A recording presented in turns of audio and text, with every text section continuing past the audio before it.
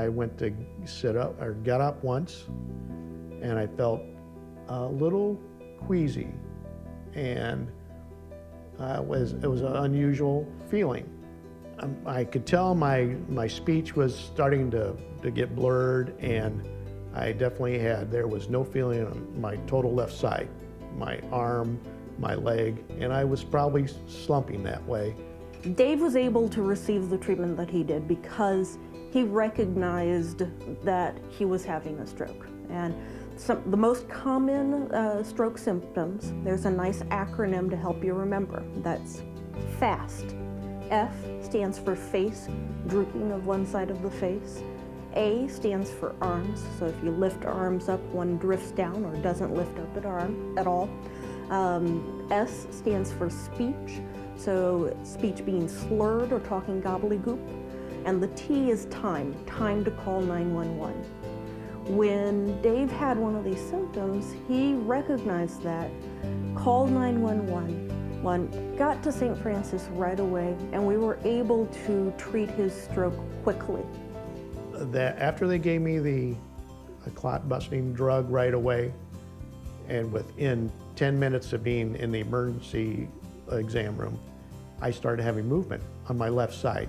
These small strokes can cause some severe problems if they're in certain areas of the brain. And Dave's stroke was in an area that caused a lot of symptoms. I felt wonderful when I woke up, sat me on the side of the bed, and I stood up, and my left side went completely numb again.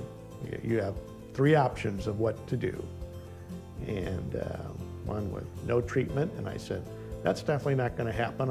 I don't want to be like this. Or use the standard medical procedure, the drugs that they use, and they told me the percentage of recovery you have from that. And the third one was the new drug. We've been trying some different things to try to stop the progression, stop the amount of damage in the brain going on in these cases. And we've started using a medication. It's called Riapro. The other name for it is abiciximab. With this medication, Dave especially was able to not only stop the worsening, but actually reverse it. And he had a wonderful recovery. I've had friends that have been treated at the other hospitals, and I am very lucky I went to St. Francis. That's all I can say. It was my miracle of that year.